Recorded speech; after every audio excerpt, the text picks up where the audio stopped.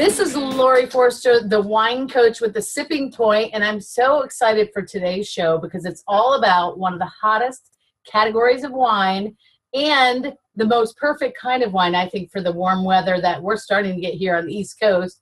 Rosé, and not just any rosé, I mean the original, the rosés of Provence, France. And with me to help me demystify rosé, and it's not white Zinfandel, people, is David Keck. He's from Houston. He works at a wine bar called Camerata. I haven't even started drinking yet, David. Maybe that's... I know, we're in a rough start. But the Camerata wine bar.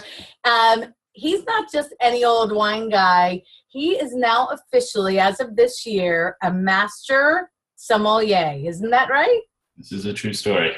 I love your background. I was reading a little bit about your background in literature and music, and all of that brought you to your love of fine wine. I mean, to me, you're this Renaissance man. How did you go from all of those things to becoming a master somm?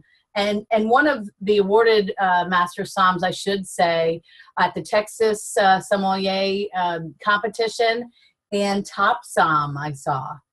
Yeah, so, I mean, I think that everyone who goes into the wine business to some extent has an element of, I like to call it intellectual ADD, but wine is a perfect subject for basically if you get tired of studying geology, you can go study history, you can study winemaking and microbiology and all sorts of, it's so multifaceted, and everything I've studied up to this point is kind of, that has been the appeal, is the ability to, I mean, literature is the same, music's much the same, in the sense that when you get, too stuck on one thing, you can always bounce off and study something else. And so wine is fantastic for that. There's always, there's always good stories to, stories to read, and then you get to drink at the end of the day. It's beautiful. So. I know. You get paid to drink wine and enable other people to drink wine. Taste. We call it. Yes, exactly. Makes it sound classy, doesn't it? Yeah, exactly. So we're going to really deep dive on the wines of Provence, and specifically rosé, which is really right now, I mean, of course, those of us in the wine business have loved Provence rosé all along the way, but the general public didn't necessarily have such a fascination.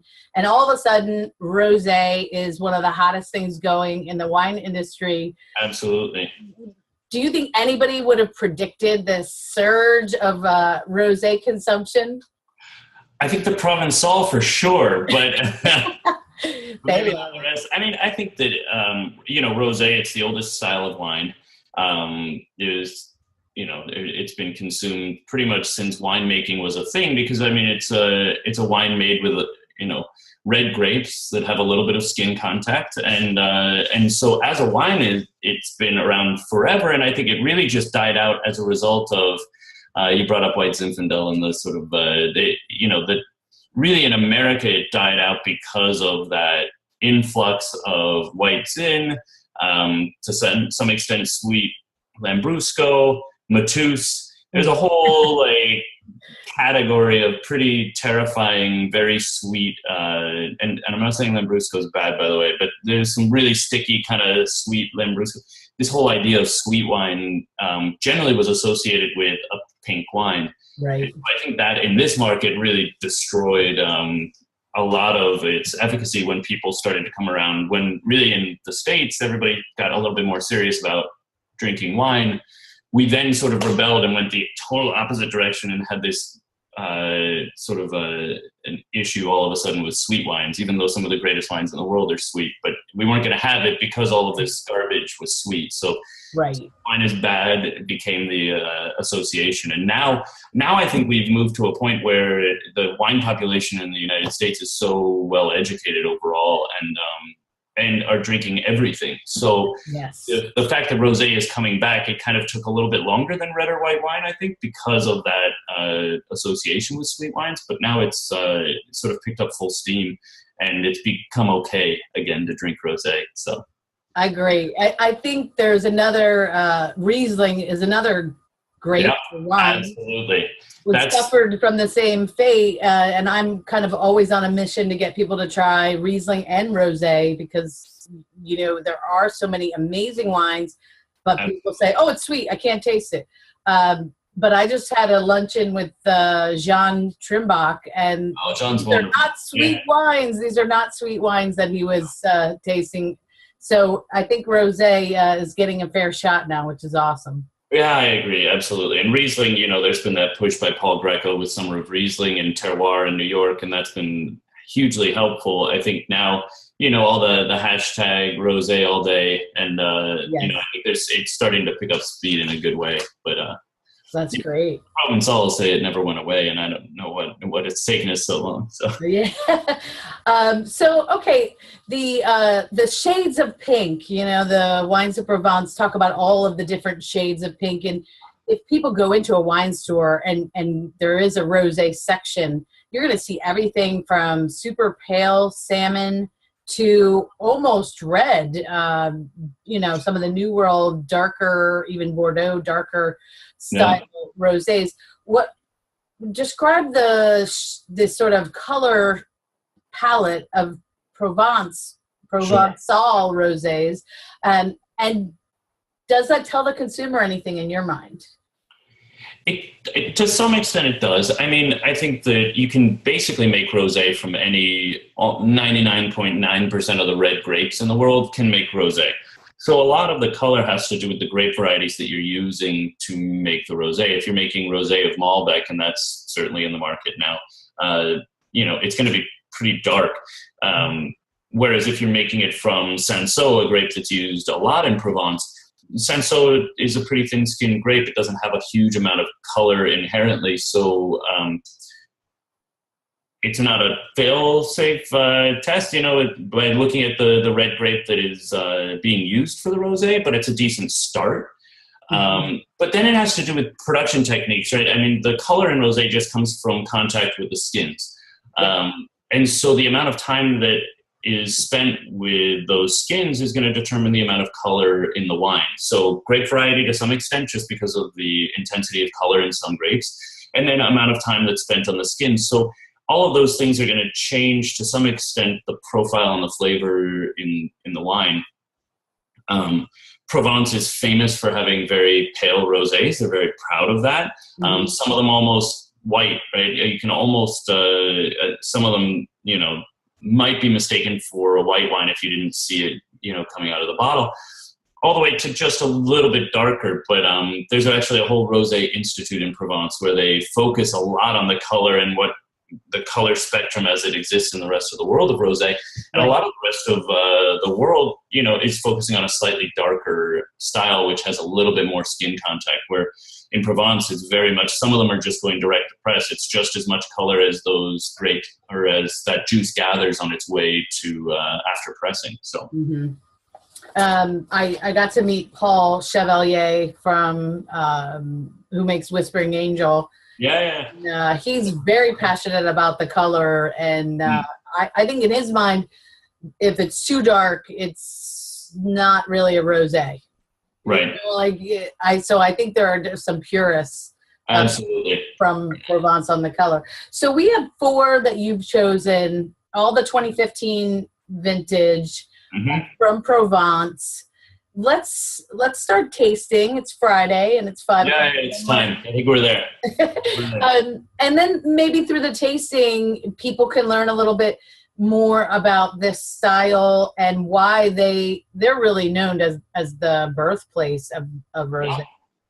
For sure. Where should I start? I'd say let's start with the Bonheur rosé. So should I hold it up? Oh yeah, me too. Yeah, right. It's actually in the traditional bottle. Provence is one of the few places in France where they don't have a designated bottle type. And you'll see all different styles of bottle, but this, the shape of the bottle, that kind of hourglass shape, is the traditional. It's called a skittle bottle.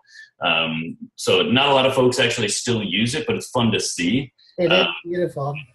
You'll see it on a couple of really, you know, Domaine Haute and some of the more famous Provençal producers still use it, but it's not exclusively used by any means. You'll see, I mean, the other three, two of the other three that we have are in Bordeaux bottles, and you'll see Burgundy bottles and everything else. So, yep.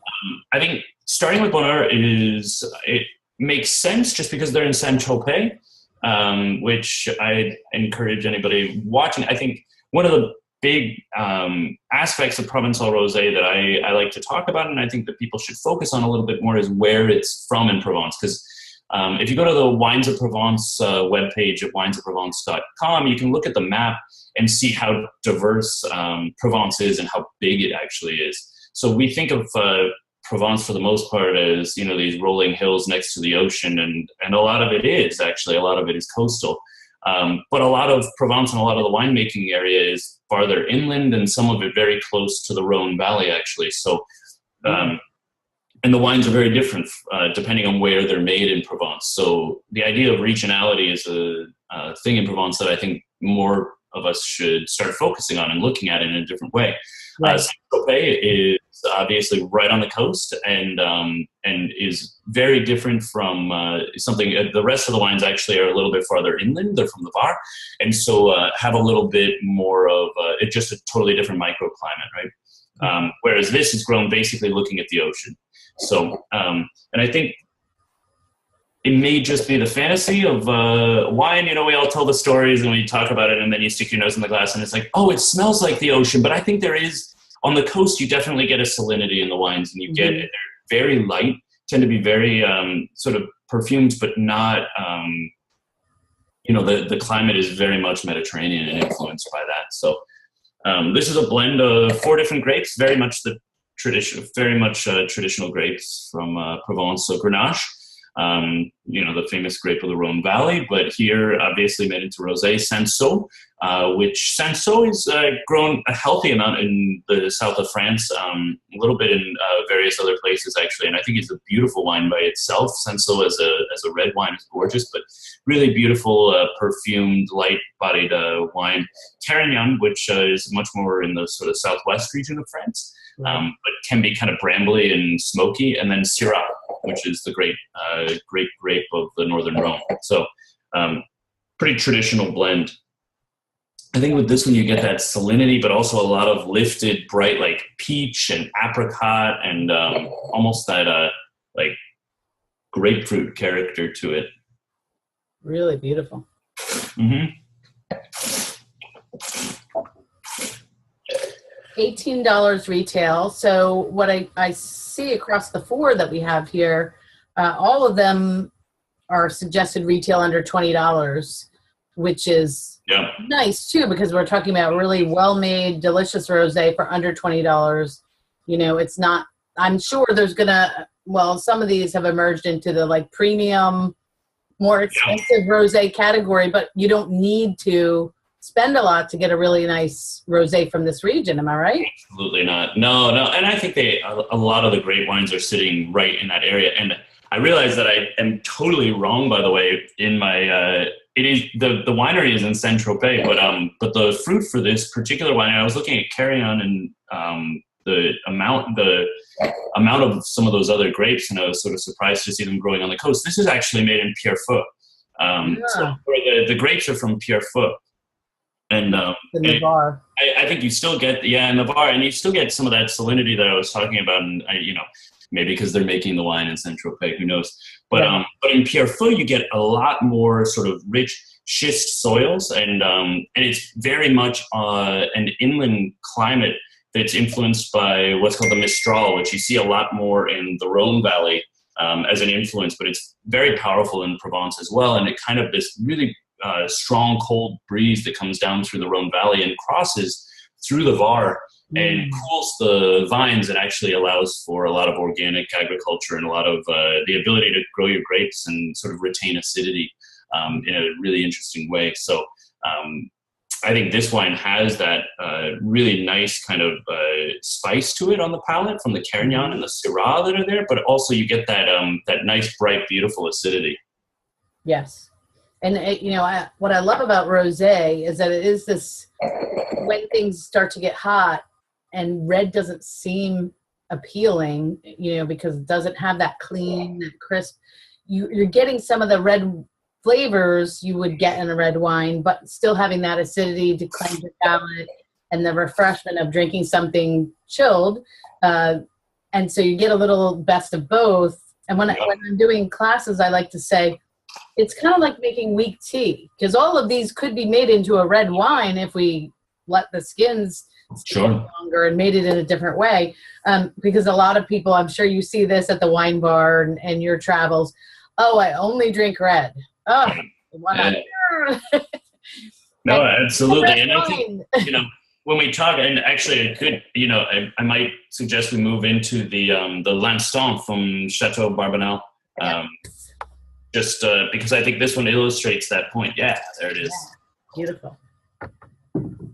And so this one is Cinsault, Syrah, and Grenache. Wow. But I think there's a really beautiful savory character to this wine that really demonstrates. I mean, so again, it has all that the idea of terroir that's growing in Provence with lavender and rosemary and garrigue and all that, the spice and the character of that land. And I think comes through on this wine really nicely. And everything you're saying about sort of talking to red wine drinkers about drinking rosé, I think is even more effective when you start talking about how rosé works at the table. Mm-hmm. And this is a great wine because I think it has a really nice savory character. Absolutely. And I really think that rosé is a perfect recommendation when, everybody wants, I'm going to have, salmon, or I'm having tuna, or I'm having some sort of a fish with a bloodline or a richer type meat. And I think rosé is the perfect wine for that style of cuisine, where people are like, do I go red or white? It's like, well, don't do either. Right. Yeah, you get that fruit, but there is this wonderful herb, garrigue, that smell that right away you get on the nose. That's like, ooh, this is a different rosé than our last.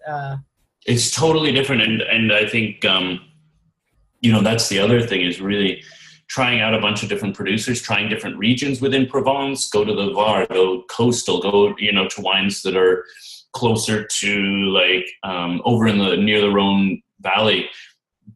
There's a huge amount of diversity in winemaking style, and also just in flavor profile from producer to producer. And I think that we get pigeonholed a little bit, saying, "Oh, Provençal rosé, it's all Provençal rosé tastes the same," and it's like, no, actually, there's a huge amount of diversity, but you have to get a few together to try them. Right.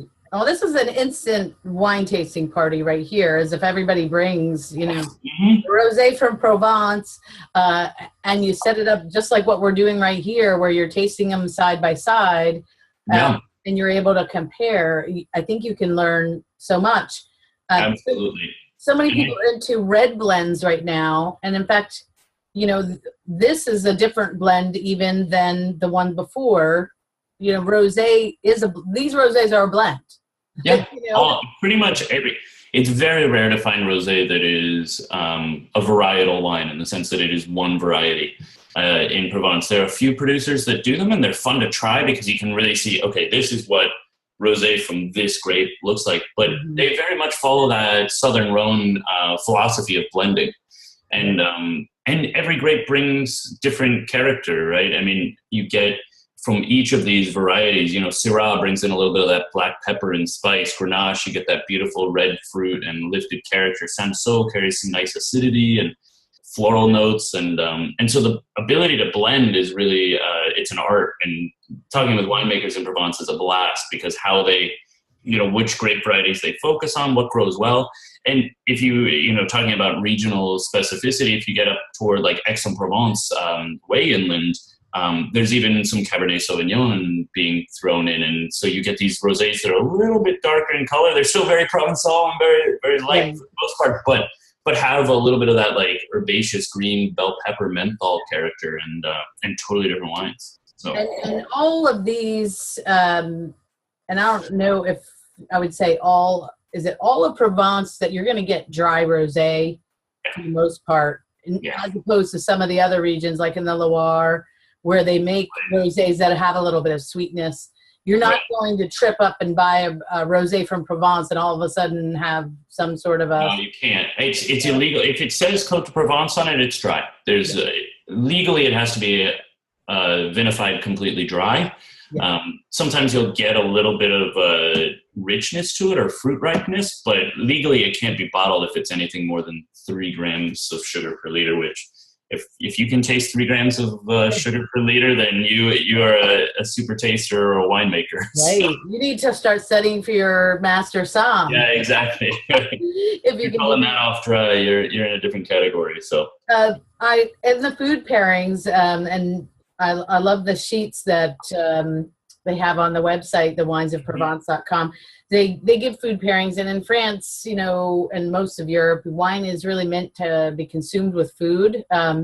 You know, a lot of Americans have 3 glasses of wine before dinner, but in Europe, you're always eating. Yeah.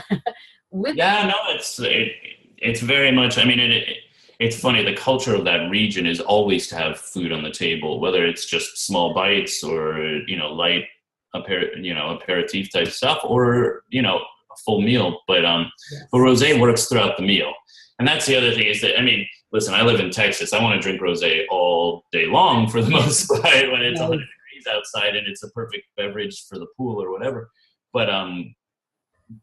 But with the meal, it's great with salads and starters, but then it's perfect with main courses. They're on the lighter side. And then honestly, until you get to dessert, and frankly, this time of year, cheese for dessert is the move anyway. So you can kind of just keep it going throughout and, pick a few different rosés. Start with something a little bit on the lighter side, like that Barbanel, and then you finish with, something from like Chateau Vignelour in Aix-en-Provence, the rich, pretty intensely flavored rosé. So you can kind of pair throughout. Yeah, rosé all day. I like it.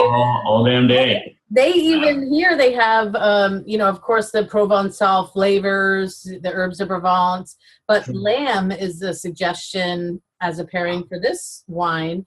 And I think that would kind of blow some people's minds that feel like if you have, red meat, you have to have red wine.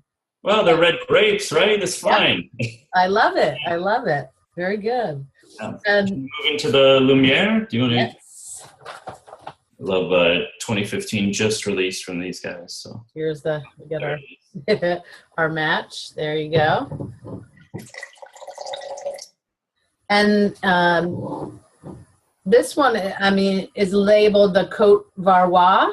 Yeah, Côte Varois, which is again, when you look at pictures of the Varois or the Côte Varois, is very very different from, again, what I think people consider when they think of Provence. There's a lot of forested sort of rolling hills, and it's absolutely gorgeous area. All of Provence, really, it's not ugly.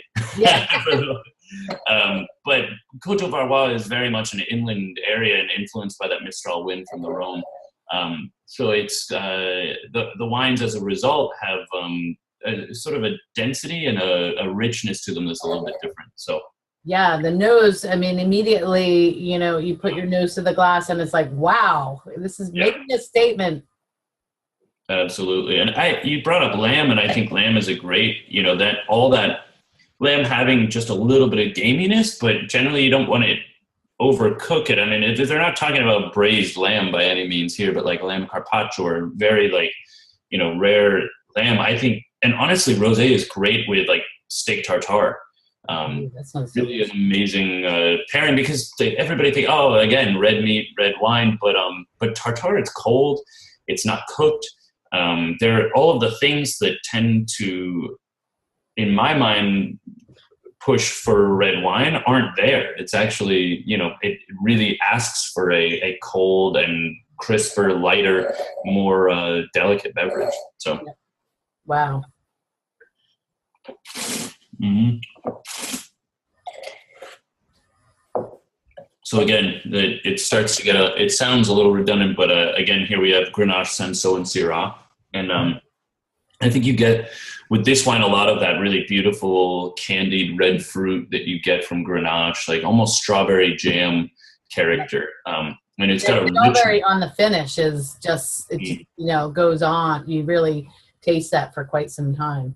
And again, it's always dangerous to say it's got it's got a lot of candied fruit on it when it's still dry, right. but it's got a lot of beautiful, ripe candied character to it. So I think, again, this would pair beautifully with some richer cuisine. I think pork is another great food point. that everybody wants to pair red wine with. And it's like, just stop. No, stop that. Don't do Well, it. here's a question for you. It's a little bit on a side topic, but we were checking candied fruit, but it's still dry. I find that a lot of wine lovers have a really hard time with this idea of, when they get a fruity wine like this, they want to describe it as sweet, even though it's dry on the palate, and they kind of struggle because, I always say, well, they beat it into us. If there's no residual sugar, if there's no real sugar sweetness, this is a dry wine. Although some people, when they want to explain that this is the style of rosé they like, they want to say, oh, I want a sweet rosé, but they don't really mean sweet sugar. Right. How do you handle that at the wine bar when you're educating and helping people? So with my staff, it is a conversation that we have to have. And especially, if you're when I'm training staff that have not been in the wine business before, I kind of beat it over their heads that it's like, our job in the restaurant and the bar business and the wine business really is to translate, right? Our goal is to translate what the guest says into what that means to me and what that means as far as what wine they're actually looking for.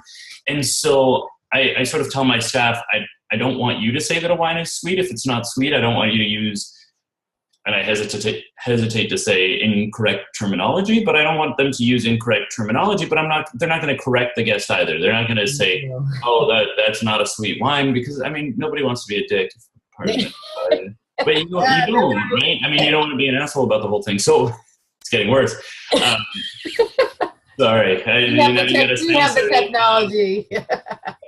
But I think that there are ways to talk about it. And so you say, okay, there's a lot of fruit ripeness. There's a lot of, candied fruit. There's a lot of, generally, I think you can say there's a fruit sweetness to it without saying that the wine is sweet.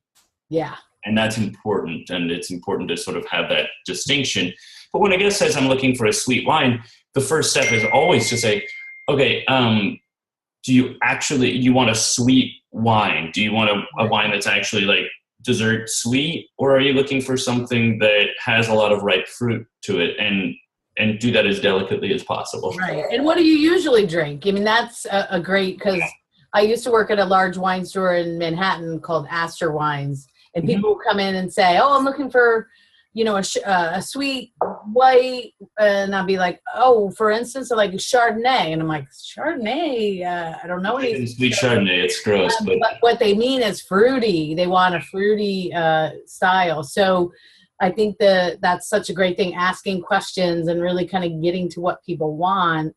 Yeah. And I love that you were saying that about, correcting people, because there's always such a elegant, humble way to help people. And it's that like, person in our industry who made somebody feel like 2 inches tall. It's why people are so afraid to ask questions or try to pronounce something or go outside their comfort zone. Yeah. I have a friend, you'll love this one, who went out to California, a restaurant in Napa that you have to wait years to get a reservation for. Mm-hmm. And she asked me to look at the wine list and just maybe give her a couple things that would be relatively affordable, because the wine list is crazy. You could get nuts. Right. And so I picked out a Meritage, and I said, when you order it, make sure you say Meritage, rhymes with heritage, because I had Mr. Cosentino on the show before telling me about the Meritage Alliance and most mispronounced word in all of the wine world. I said, if you say Meritage, that Somm is going to know, you know your stuff. Odds are going to be much better that you're doing. Right. And so she did. And the Somm corrected her and said, I'm sorry, it's Meritage.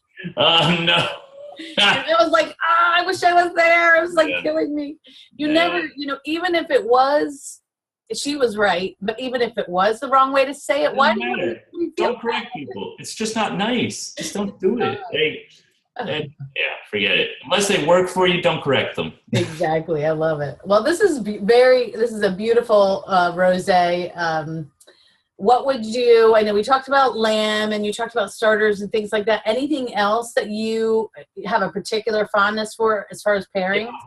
So I think especially this wine, in relation to the other ones, would pair really nicely with Asian cuisine.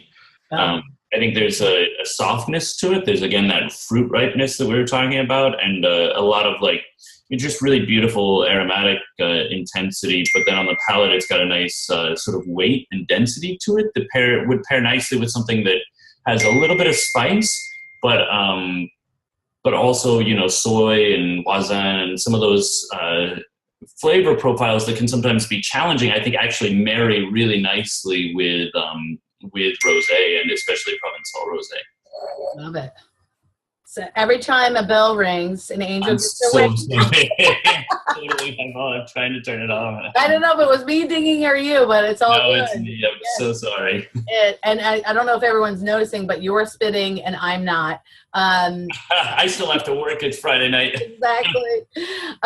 Okay, so our last rosé that you sent as our fourth example of what Provence rosé can do has a very interesting bottle, not your traditional bottle. This is a square, kind of squarish bottle.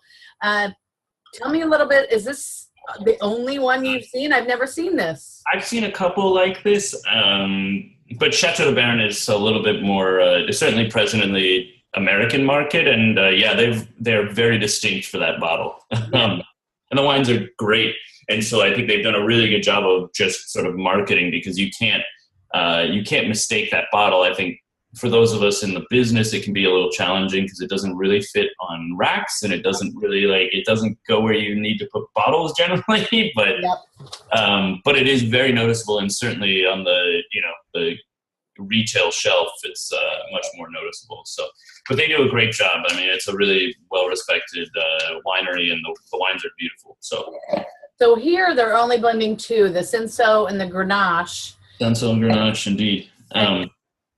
No, please. Yeah, no. So tell me, what do you think the leaving out of the Syrah in the blend? What does that do to the style of this? Yeah. So both Grenache and Cinsault have sort of a nice, soft red fruit character to them, where when you introduce Syrah, Carignan, Cabernet, you get a lot more of the black fruit and spice. And, Syrah always brings in sort of black pepper to some extent. Especially with rosé, it's very much in the background. It's not a dominant fruit or flavor profile, but it's kind of there. Where I think, especially with this wine, you get, with that sort of absence of the darker black fruit and spice character, you have a rosé that is really driven by a bright red fruit character and almost more peach. And it's easy to say peach when you look at the color. I mean, it's like, right. Of course, it looks like a peach, so it tastes like but it actually does have a lot of like peach and apricot and those sort of softer fruit characters that are not as spicy or driven by as much of that sort of savory character.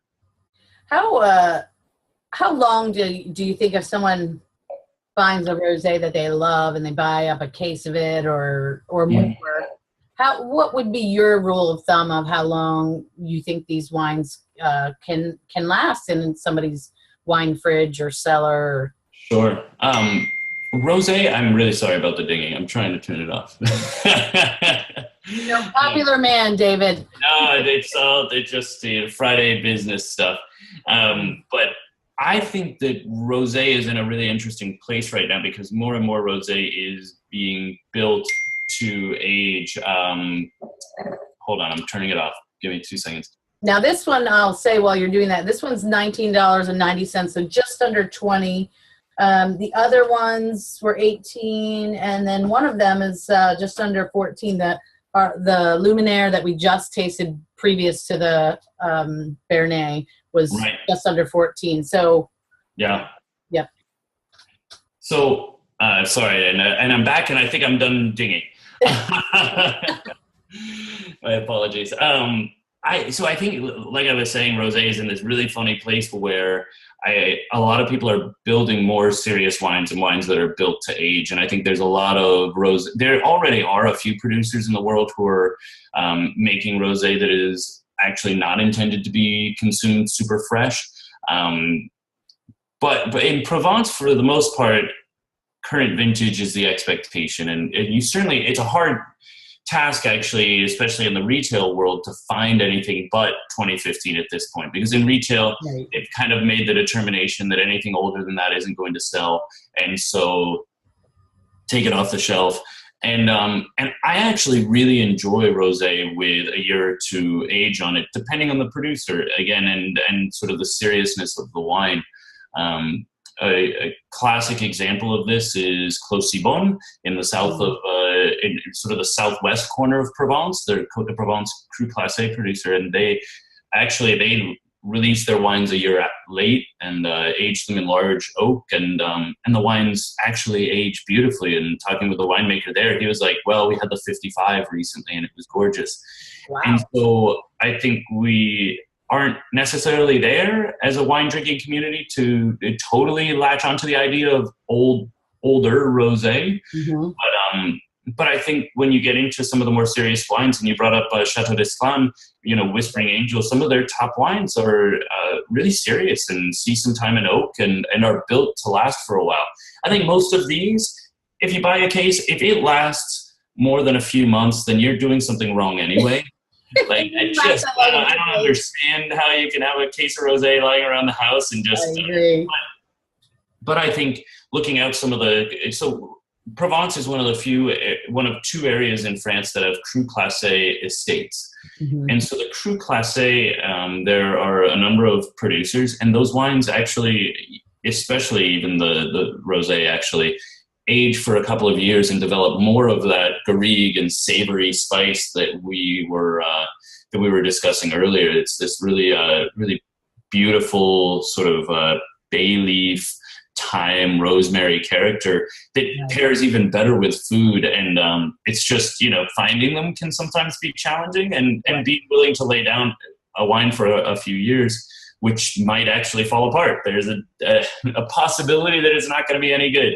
Yeah. But I think taking the risk with a really nice bottle of rosé is totally worth it, and sometimes yields some really cool wines. So I love that. Well, these are all beautiful, and I think we really saw some very different color. I'll post a picture on my blog of the bottles. It'll come across easier for people to compare. And then the styles, we talked about that. And the blends are all different, which makes, trying different estates interesting, just to see how that all comes together. What is the very first wine that you ever tried? I have no idea. I really don't know. For a lot of people, there's that aha wine or whatever, but I was fortunate that I grew up in a family where we had wine on the table, and from an early age, it was just part of dinner, was having wine with dinner. And so I don't even know. I mean, we didn't drink a lot of fancy wine. It was always just kind of what went well with what we were eating and tasted good. So you're very lucky that isn't usually. Now it's changing. My daughter will say that when she gets older, that she's used to having wine at the dinner table every night. But most Americans, that wasn't the case, and you discover when you're an adult. So it's always interesting to kind of see, different people I've interviewed. Boone's Farm, unfortunately, was my first. The strawberry. Yep, sure. Yeah, that'll do the job, but and I had the pleasure of interviewing Robert Parker, and his first wine was Cold Duck. So it's just where you start. It's not where you end. And do you find that obviously we have to appreciate all types of wine, but certainly you have your favorites. But my favorites now are so much different than. Oh yeah. Years ago when I started in the wine business, it's so amazing. I don't know. Absolutely. No, and it's fun. I mean, I run a wine bar, so it's fun we've been open for 3 years. And even in the course of those 3 years, we've had guests that I've watched their taste sort of change and develop. Part of it's because thankfully they trust us a little bit to push them a little and nudge them into other worlds of wine. But also you just watch people, the taste changes and it's fun. And you just feel like a proud parent. Look what I've done. Yeah, and you've got a guest who's coming in and would only drink Sonoma Pinot Noir, and that was, gosh darn it, that's the only thing I'm going to drink, and now is drinking Blaufränkisch and I love it. Syrah from the Northern Rhone and all sorts of stuff, and it's great. It's so fun. So. Well, if I'm ever in Houston, and I do get there from time to time, I'm definitely coming to see you at Camerata Wine Bar. But if folks are listening or watching this video, they want to come visit you when they're in Houston. I don't know what it is about Texas, but there's a lot of wine lovers in Texas. Every time I go to a festival, everybody seems to be from Texas. So yeah, we like our wine. How can we come see you at the wine bar? Go on by. It's at 1834 Westheimer, right in the middle of Montrose. If you look at the loop around Houston of 610, we're the bullseye. We're right in the middle of town. So perfect. And you have a website where folks can check you out? CamerataHouston.com. All right. And again, remember, with the winesofprovence.com for the map and all of the great information about this region. Amazing information, amazing. They have a bunch of producers on there that are worth checking out. So, good. And congratulations. You were featured in Food and Wine Magazine as a top som, one of the best soms in the country, correct? I was. All right. Very honored to be included. So very nice. Let's raise a glass to that and the wines of Provence. Thank you so much for your time, David. Laurie, thank you. Appreciate it. Cheers. Cheers.